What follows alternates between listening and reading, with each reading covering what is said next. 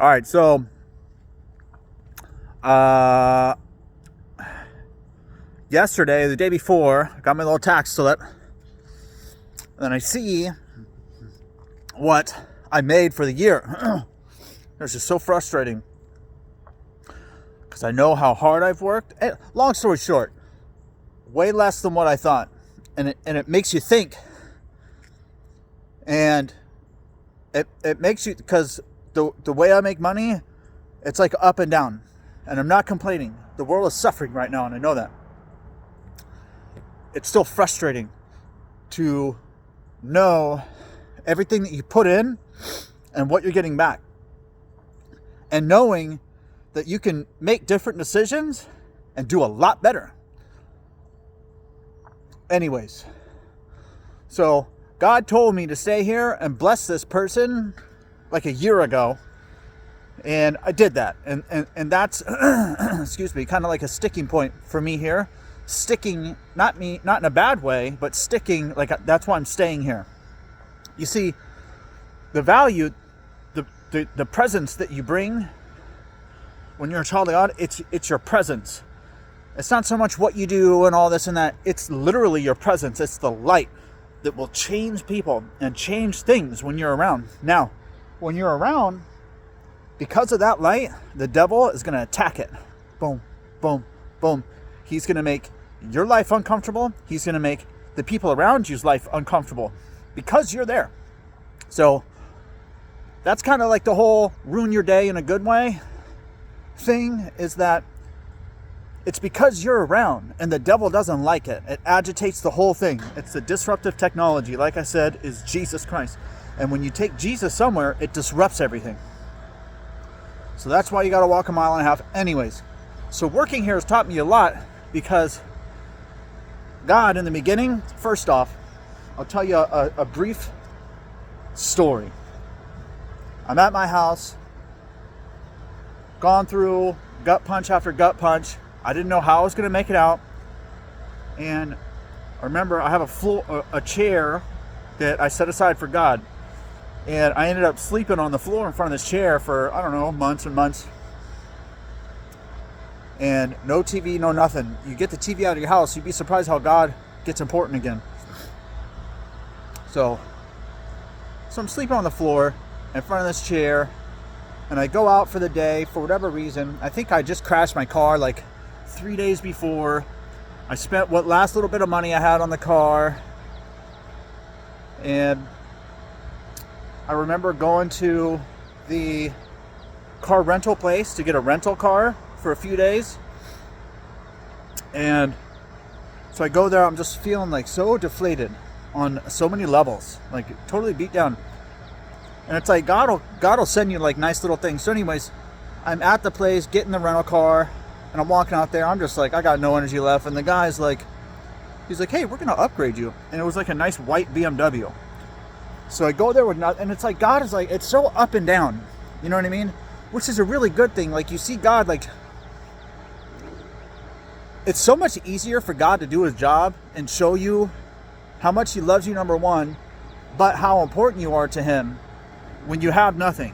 It's like a lot easier for him, I assume, because he'll always come through with like these blessings and these miracles, and they're so much brighter when you got nothing. So I had nothing, and God shined a nice little bright thing on me. Anyways, so it's like a week into it, having that rental car, trying to figure out what I'm going to do with my life. And I had this appointment with this person who I used to work with. Like, we have a work history in the past. We used to help each other. We're both business owners, and he used to help me with my business. And so he was like a contact, an associate in the business. However, it wasn't like an employer thing. It was more like I own this business, you own that business, and we work together. So it's beneficial. So I had an appointment to go meet with him. Anyways, I go to my house, and I'm feeling like I got nothing left. I don't know how I'm going to pay my bills. I don't know how I'm going to do anything. And I just remember going to lay on the floor in front of that chair that I have pulled out for God, just feeling like I don't know what I'm going to do. And I felt like that, many times in my life, but this was a special one. This was, see, when you're a child of God, you get used to not normal butt whoopings. You get used to extraordinary butt whoopings. And God will put the endurance in you so you can endure and you can handle like a lot of it. And there comes times where it's going to be so much. It's not like a normal people I don't think could handle it. So this was kind of like, it was exaggerated at that moment. It was bright. It was a very loud, I don't know what I'm going to do. It was a lot. So I go to lay down in front of that chair that I have for God, and I had an appointment with my friend with this other company, but I just didn't want to do anything. I felt like there was no point in doing anything. And I was like, all right, God, what do you want me to do? And this is like the crazy part is that God's with you. He's blessing you constantly. But you're not really, like, you see it, but they're like, they're different blessings probably than you want. So anyways, I feel like I'm at the end of my rope, but God's still very important. He's still super important. And I love the way he does it. So I was just thinking a moment ago about how, like, when you're in a relationship with somebody, it's like you put up with things about them and you just kind of got to learn to live with it. And like, that's just how they are. They may come home and like certain things, or they may want to talk about this or talk about that, or that's important to them, but it's not really important to you. But you learn to like kind of make it important to you and appreciate that. You can be frustrated with them at the same time as also accepting them. And it's kind of like the same way with God. It's like the way he's with you, you might not always like it, but he's with you. And it's like, it's that relationship that has to be more important than the things you want. And the things that are important to God got to be important to you, And just the way he is, you got to accept it. And you have to not just accept it, you got to like love it. Anyways, so I asked God, I was like, what do you want me to do today, God? And I go to I'm deflated. I go to lay down on this chair that I have pulled out for God. And he goes, you got that appointment at your friend's company. And it has a certain name, right? The name of the company has a certain name, which I'm not going to say here. Very pronounced. Very pronounced. You don't hear it often. Anyways, especially you don't hear someone's name that is the name of this company. It's the name of this company is a thing, right? Imagine the name of this company is Bush, right? Or the name of this company is Tire. That's more appropriate. Okay, the name of this company is Tire, okay? So I go to lay down in front of the chair. God, what do you want me to do? He goes, you have that appointment with Tire, with the tire place. And it's not a tire place, but you have an appointment. I'm just trying to show you how unique the name is. And I go to lay down. I don't want to go. And I'm on this Zoom meeting. That second, there's a person on the Zoom meeting whose name, so God's like, I want you to go to this appointment. He goes, he's going to restore my faith in myself through that appointment. And I go, I don't want to do nothing. I'm just done. I got nothing left. And he goes, you got that appointment at Tire. I'm going to restore your faith. And I'm on the Zoom meeting right that second, not within 1 minute. And the person's name, their first name was Tire. They go, okay, Tire, are you ready to talk? And it gets you up and it gets you moving. So that's one. And then another one. And then God tells me to bless this guy. And then he has little miracles around telling me to bless him. So I work extra hard, like extra hard, because I'm working for God at that point. I'm not working for this person. God tells me to do something for somebody. That means that person is important to God for whatever reason. I'm not going to ask questions. I'm just going to march forward in that direction as fast as possible. And that's what I did. And I'll give you another example. I was focusing a lot on the reputation online, and I was getting a lot of people to do reviews for their business, etc., like a lot. And it kept getting blocked, and it kept becoming harder. Like the devil was fighting it, like I said. So I remember one day the devil fought it, and he like blocked me out of the way. I was getting them done. And I go, all right, God, you told me to bless this guy, but I'm experiencing some resistance, and I need you to help me figure out how to continue doing this, because I think it's beneficial and it's helping. And I go, hey, bird, it's important to sing to birds sometimes. They always sing to you. You got to sing to them. Okay? So I'll probably end up singing to that bird if it's hanging around here in a minute. Ain't that right, bird? You gonna stick around? Yeah. That's a beautiful bird. Anyways, I had one time, there's two birds. I'm getting a little audience here. There's one there and one there. One time, long story short, cardinals. God uses cardinals. It's a high vibrational bird being. For whatever reason, it just is. Spiritual moments, a cardinal will pop up. And the wind's blowing. God's making the wind his messenger right now with me. He's telling me yes. That's a whole nother thing. Anyways, it's a privilege to have spiritual moments where you can have the inner knowing to do things like that. It's not about my work day. It's not about anything. It's about, see this bird? It sings to us every day. We never sing to it. Sing to trees, sing to bushes, sing to all these things that love you and serve you. Waiting for the whole world to wake up. Waiting patiently too. All of creation patiently waits for the children of God to wake up and assert their dominance. And then how we dominate is not with destruction, it's with love and appreciation and goodness. Anyways, that's a whole nother topic.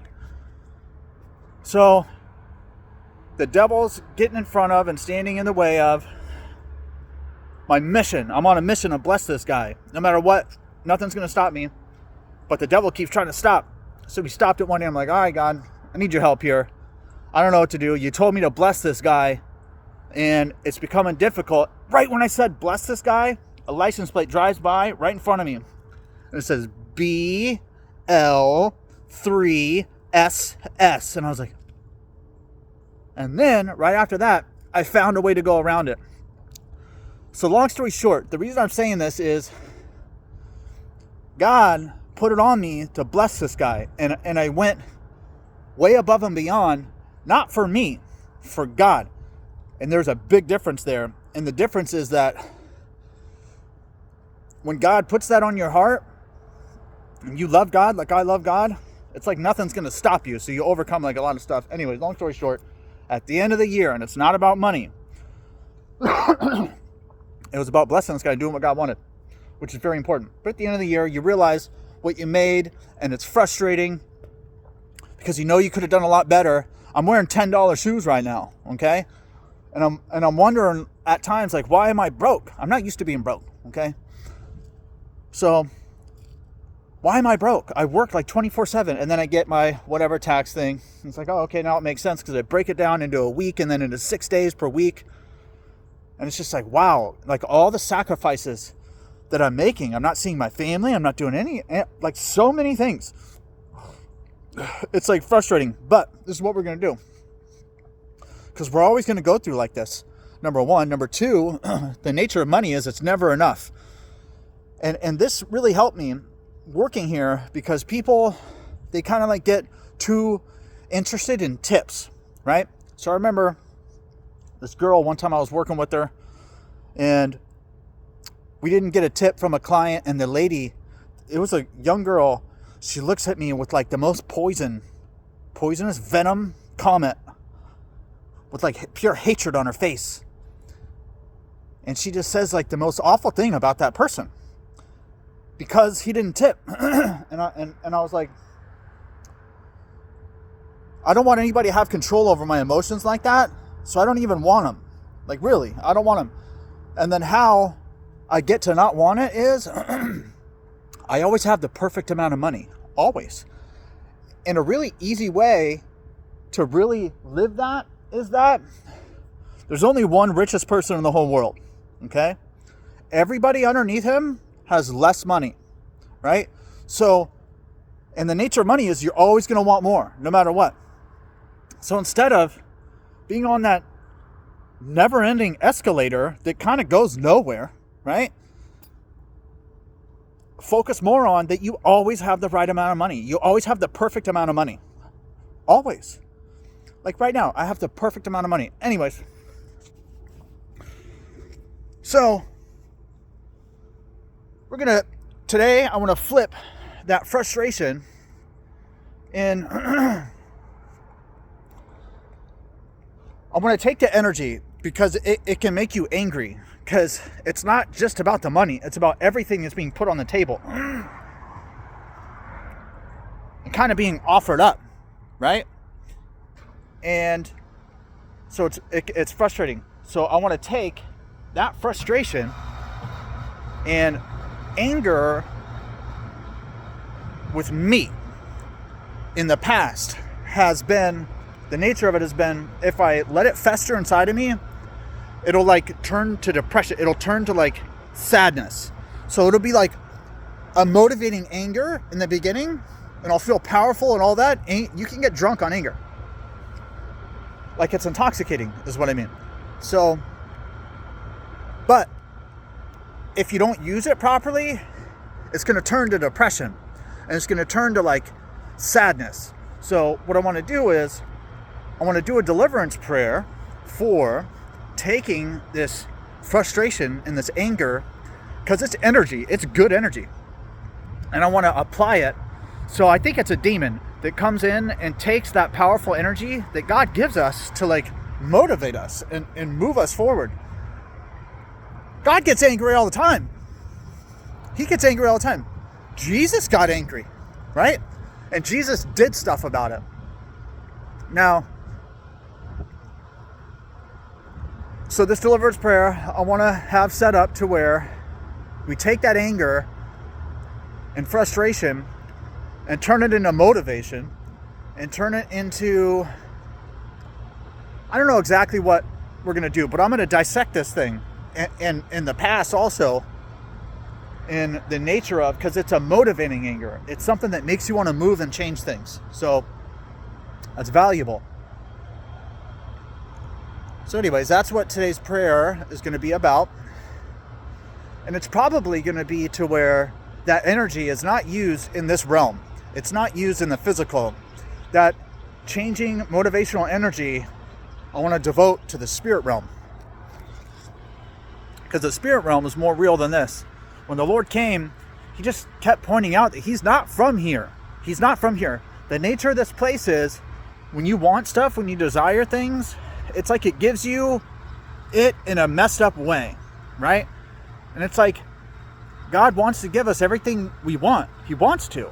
That's kind of the nature of this thing. However, the devil, all the filters, the principalities and powers of darkness, that goodness and that blessing goes through, by the time it gets to us, it's just like disfigured and morphed up and just messed up looking.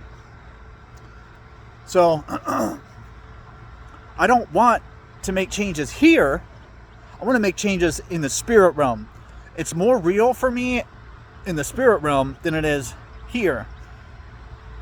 And that's what I want. And that's what I want this prayer to be about. And I think that's about it. And also, it's important when you're frustrated. See, the world wants to make you angry. People want you to treat them like crap, okay? They want you to steal from them. They want you to treat them like crap. They want you to lower yourself in relation to them. So this is an important lesson. Say you're a business owner and you have 15 employees working for you, and you're giving all these people the least, right? So what it is these people are your masters, and you're not the king. They're the king, because they're getting you to lower yourself. So with people and situations, you got to watch out in that they're trying to maneuver you. The devil's trying to, through them, maneuver you into lowering yourself, into being angry with them and treating them poorly, etc. So in this stage, in this phase where I'm rethinking everything and seeing how to better put in place my energy for the things that are important to me in this world, but also remember that they're important in heaven, more important in heaven. So in that phase where it's tempting to lash out and whip with hard cords and do all that in a lower vibrational way, it's important to choose to whip with hard cords with goodness and blessings. So like I said, God told me to bless this person. So I intend to do that all the way to the end. And in effect, it's like, it makes me the master. That makes me the king, right? So, and if I don't do that, then that makes me his servant. Okay? So basically, it's like, it's about how to make the world your servant, because that's really what they are. Everybody, this whole thing and everybody in it, they're your servants. Okay? You're a king and they're your servants. And how you remind everybody who you are and yourself is by always doing the right thing. Always doing the right thing. Always doing the right thing. And asserting your kingship and dominance, but not through destruction or low vibrational things, but through the highest vibrational things. Because it's the hardest, it's the most difficult, and it's the most true to your nature. So anyways, I love God. This realm is and can be frustrating. So I want to put more of my attention and my focus outside of here where it belongs. In heaven with Dad. And I'll make another video about some things that happen that kind of prove what I'm saying and why it's so easy for me to understand. That's the reality of it. It's not like a theory, it's the reality of it. So anyways, I'm going to go ahead and wrap this up, and I'll make a nice deliverance prayer about this exact topic. And I hope you all have a terrible day, but in a good way.